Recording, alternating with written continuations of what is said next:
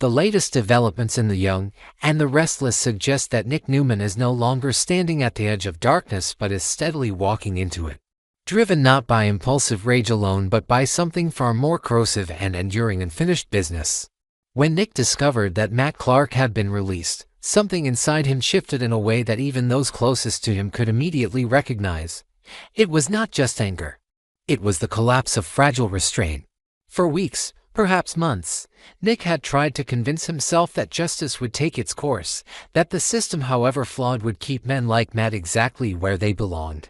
But the sight of Matt breathing the same air, walking free as if nothing had happened, tore through that illusion. The fury that erupted was not theatrical or loud. It was cold, deliberate, and frighteningly focused. This was not the first time Nick had stood on the precipice of irreversible violence. On that night when he had nearly ended Matt's life, when the weight of revenge felt heavier than the weight of consequence, it had taken a coordinated effort to pull him back.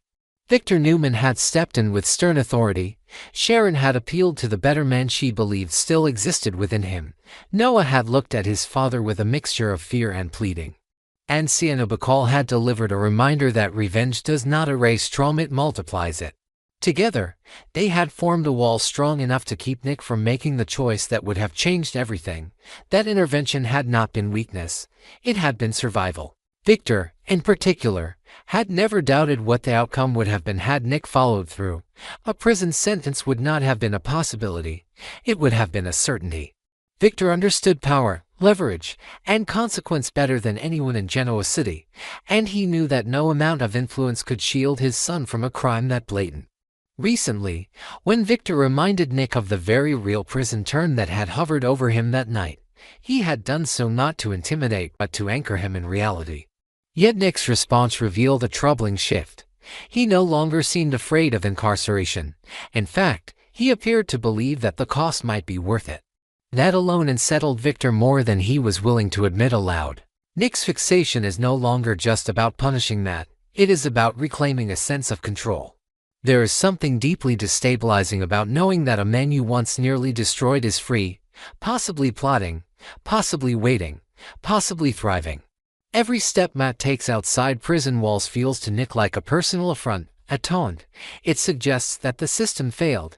It suggests that restraint was a mistake. And perhaps most dangerously, it suggests that the unfinished act is still waiting to be completed. Nick has convinced himself that peace is unattainable while Matt remains at large, that closure will not arrive through courtrooms or parole conditions but through finality. In his mind, this is not vengeance, it is necessity. The tragedy is that Nick does not recognize how his longing for peace is being twisted into an obsession that ensures he will never find it. Each time he revisits the memory of that almost fatal confrontation, he reframes it. He does not dwell on the horror of what he nearly did. Instead, he dwells on the interruption. He replays the arguments from Victor, Sharon, Noah, and Sienna not as salvation but as interference. That reinterpretation changes everything. It transforms the people who protected him into obstacles standing between him and what he believes is justice. The more he clings to that belief, the more isolated he becomes. Victor's confidence in his earlier decision remains firm, yet even he can sense the instability growing within his son. Victor has built empires by anticipating outcomes, by calculating risk, by acting decisively when necessary. But this situation is different. Nick is not a corporate rival to outmaneuver. He is a man unraveling under the weight of unresolved fury. If Nick chooses to act again, it will not be from a place of strategic calculation but from emotional combustion. And emotional combustion cannot be negotiated. Sharon, too, feels the distance widening. She understands trauma in ways that few others do. She recognizes the signs of someone who believes that violence will silence the noise inside their head. Yet she also knows that such silence is temporary at best.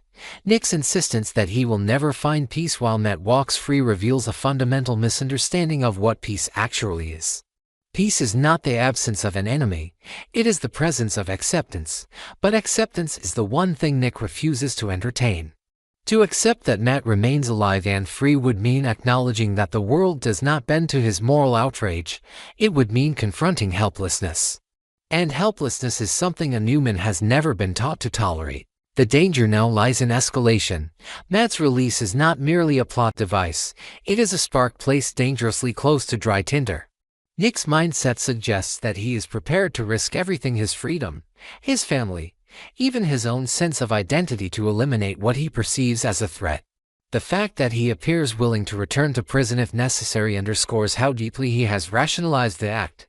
In his view, incarceration would not be punishment but sacrifice.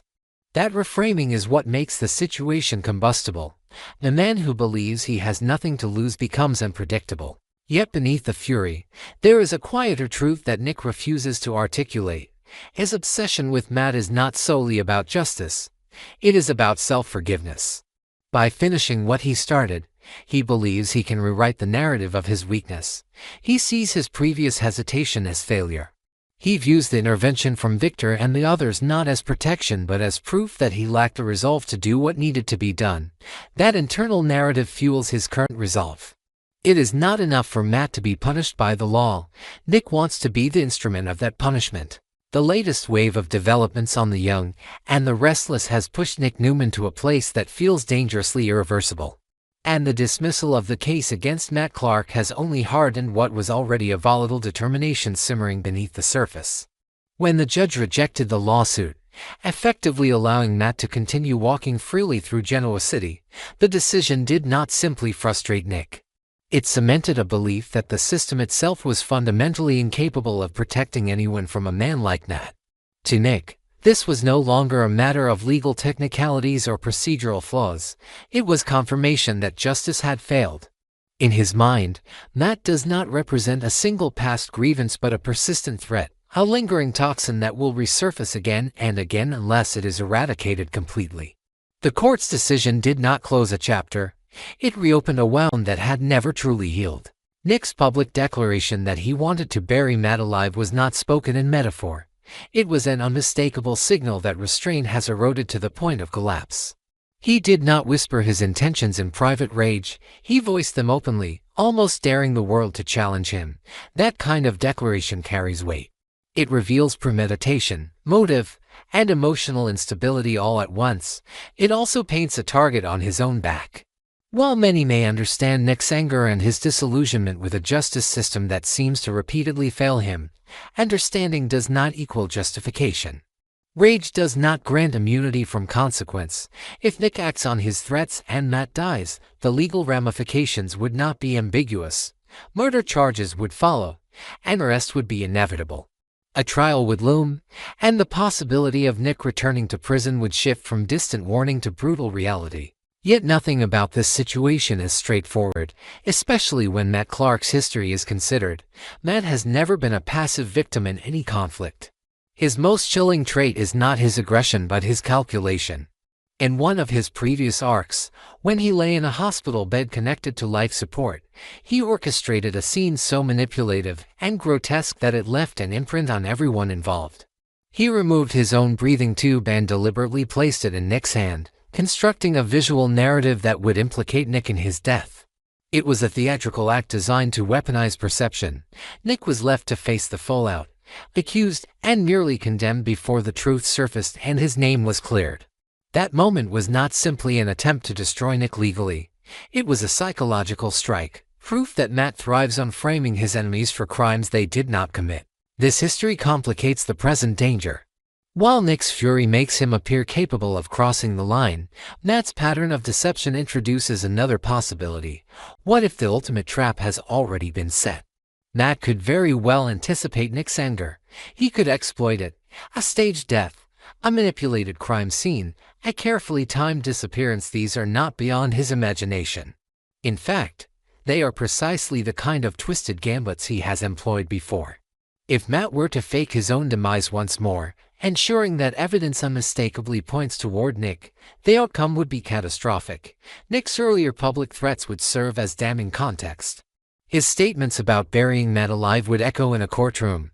The narrative would practically write itself. What makes this scenario even more combustible is Nick's emotional transparency. He has not hidden his hatred. He has not disguised his desire for finality.